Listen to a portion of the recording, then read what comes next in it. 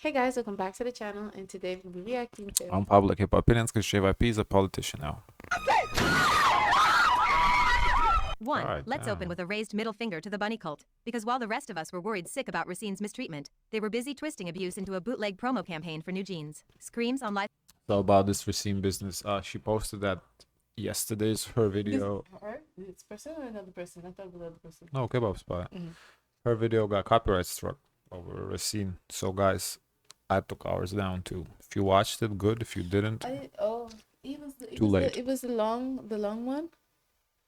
no, not the hour Oh, one. okay. No, the one we did yesterday Oh. about the girl screaming. So yeah, I guys. mean, I told y'all to mind your business. If clearly I was right, if they threaten to get copyright strikes. If you watch the video, you know what I'm talking For about. me, I said I didn't know enough to be talking much. If they wouldn't be So- issuing copyright strikes, if they're No, of course, trying no, to silence but people, no, clearly, listen, clearly. Listen, it makes sense that they don't want false information out there.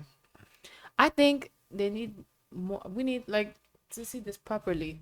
The And science can be there, listen, but they do not have the right to issue copyright strikes. K-pop SWI will win it. You know, it's there's no basis for it. But I just removed the video because I ain't trying to deal. It's not really not worth it for me. Comments for this one. The only couple comments What was do people there. feel like? They said that those are not regular screams. They basically Really? yeah, they said it's crazy. They look very comfortable to me. Live stream, doors gone from bedrooms, minors looking dead in the eyes while men yell off camera, and you weirdos thought, OMG Danielle was so real for that. Like, I'm sorry, are you diseased? Who sees a potential abuse situation and immediately tries to turn it into a brand narrative for their fave? Sick, genuinely sick. Racine could be getting verbally assaulted in their own dorm and your first reaction is to slap a new jeans quote over it like you're editing a fan cam. This proves Danielle's experience. Girl, what the heck are you talking about? That's not empathy. That's you seeing another girl group get chewed up and thinking, yay, now I can finally justify that Danielle So thread now I she posted can, in February. but why is she able to? I guess the title doesn't say that, so they have to kind of. Well, find I it. think the strike was because she used the Racine's footage, which Oh. I don't really know why she uses dance footage in the background. Like it's so the other Xi Wang, she just draws, he draws. It's much better because you can't get a strike for that. To me, like why put people dancing? Just put blank background. You're not showing anything anyway. Flopped. Disgusting. And don't even try that. But Danielle also talked about this system. Deflection. Yes, she did. She was right. But you are not honoring her trauma when you use it to fish for karma under another group's suffering. You are pimping out pain for likes. Racine is maybe being starved, silenced, and publicly humiliated. And y'all are speedrunning, but New Jeans was right fan edits like it's proof your parasocial dissertation aged well. That's not solidarity. That's necrophilic clout chasing. So You're what does not this have to do activists. with the You're not bunnies? Like, why is it Because the connecting? bunnies are probably saying that, oh, you see, this is what's happening to New Jeans. Oh. insightful. You're not even decent. Your algorithm parasites trying to recycle your old stand discourse into fresh misery. You see trauma and think content. You see bruises and hear screams and immediately start drafting quote tweets with this just like when Hanny said so. You have zero capacity to care unless it feeds your They fandom's did the same narrative. thing And to that's Unhypen. Remember when Unhypen came out, said they got whooped? They did the same thing. not loyalty, that's a cult. If someone else's abuse has to pass through a New Jeans lens before your empathy even loads, then you don't have empathy, you have PR brain damage. 2. Baby Monster's Rami isn't on the second EP We Go Up. She's been on hiatus since May. That means she missed a comeback, a variety show and a world tour, all while still being a rookie. That's a serious her. gap for someone who just debuted. Naturally, Monsties are getting nervous and comparing it to Isna's Jion or Treasure's Yetum and Mashiho. Because those breaks ended in exits. I get it. The anxiety makes sense. But the new live album includes a concert Rami was in. That means she's still in the active catalog. Her voice is still earning royalties. And they haven't rebranded the group as Six. You don't keep someone in the official content pipeline if you're planning to quietly cut them loose tomorrow. Rami already has a documented medical history. So there's really only two paths. 1. She comes back once she's cleared. Or 2. If doctors say this job isn't sustainable for her long term, then eventually, she's out. That's not something fans or the company can control or speed up. And speculating endlessly about it just crosses into invasive. People keep bringing up the wrong examples too. Jion left Isna during their rookie build-up, when the fandom was still forming, when you're that early. A long disappearance flattens momentum and labels panic cut to protect the group image. Baby Monster are past that now. They've got hits, tour demand, and people buying in. A mid-length break doesn't wreck the brand. Holding Rami's spot makes sense strategically. The other 6 are keeping things moving and doing their job. What's trash though is YG's communication. They handle the high-ends updates with way more transparency than Rami's. That kind of uneven treatment just makes fans spiral harder. If the plan is Rami's on medical rest, her spot's safe. Yeah, I think it's reasonable for the fans to kind of be worried if, with Ahyun, they kind of communicate it. And with Rami's silent. So you kind of think, okay, is it at the end? So I think the there's cause for concern, yeah, because usually silence doesn't create confidence, but at the same time, no, these K-pop labels, they never say nothing, so Yeah. who knows?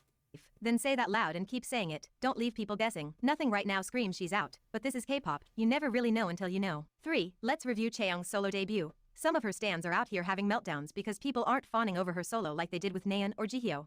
And they're blaming it on cancel culture or saying folks are being too cold over her old Japan t-shirt scandal. Be serious. No one is obligated to move on just because you did. Accepting an apology is personal, not mandatory. That ends the incident. Along with the other controversies she dipped her toe into wasn't just some cutesy oopsie, it hit real nerves, especially with communities who've had their history stomped on for centuries. You don't get to police how long people are allowed to care about that. And let's be real, no one is out here actively dragging her through the mud. They're just not engaging, not hyping, not streaming. That's not bullying, that's boundaries, that's consequences. And this idea that her solo was destined for Nayeon level numbers? Come on, Chaeyoung's never had that kind of popularity. The last 10 years of Twice metrics spelled that out clearly. She's always been more niche, more artsy, more underground coded, and that's fine. But let's not act shocked when niche projects pull niche results. Stop weaponizing a 2-year-old scandal you claim to have moved on from just because her streams aren't hitting. As for the music, after Avocado, my expectations packed their bags and left the building. I respect the artsy niche direction, but the sound was too muted. But plot twist, the title track Shoot Firecracker ended up surprising me. It succeeds as a solo debut by actually building a distinct sound separate from Twice, which is the whole point of going solo in the first place. And if we're being blunt, her hip-hop rapper image never landed for me anyway. Most of the rap in Twice songs was just stylized talking with a beat behind it. Sorry Diane. Chaeyoung leans into a tight disco pop structure built around rhythm guitar and a clean bounce heavy groove, and it works. The chorus is easily the highlight, catchy, well-paced and rhythmically satisfying. Even if the verses feel like filler, definitely not my sound, but I'll give her credit. She fixed a lot of what I didn't like in Avocado. It's still that muted hazy vibe the industry's been French kissing for 3 years straight, but this one actually has some dynamics and decent hooks. 4. Bad Villain finally. Yeah, it was a pretty good comeback. I enjoyed it. I think it was a pretty good I think song. to appreciate her. Yeah, as a I solo think artist. yeah, I think that was pretty good. Now, Bad Villain, we didn't react, so I'm gonna skip.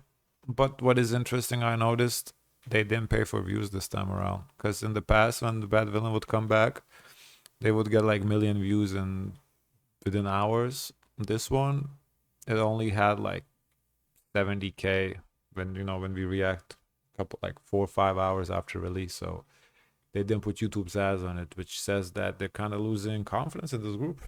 And if this is the best they could do after 10 months, then I'm officially out. Not even Chloe can save this. And speaking of ghost towns, L's Up just limped past their second anniversary with nothing but dust and silence. Not a single whisper of a comeback. Radio silence so loud it's practically mocking me. Which is insane when you remember they were promised a 3-album contract. What's weirder is that I don't every even single know who group they are. involved in this Frankenstein project is either in the ICU or already buried. Purple Kiss? Disbanding soon. Woo ah, barely breathing. A few promo crumbs here and there, but no comeback in over a year. And now they're saddled with the Lucy DM leak disaster that spilled internal fights like a telenovela gone off script. WJSN? Completely MIA as a group. CLC's Yoon hasn't had a comeback in 2 years. Rocket Punch already disbanded, and Loveless? Legends, but only in our hearts and flashback compilations. The only one still breathing is H1 Key, which is hilarious because everyone swore the girls were the ones holding up the comeback due to home group schedules being more profitable. Yet most of them barely have any. So tell me again how it was about scheduling conflicts. If most of them aren't doing anything anyway, then maybe the truth is Messier. Maybe that debut flopped harder than anyone wants to admit. And now no one wants to bankroll round 2. 6. Let's talk Daeyoung's solo debut body. Miss Daomi said makeover and meant it in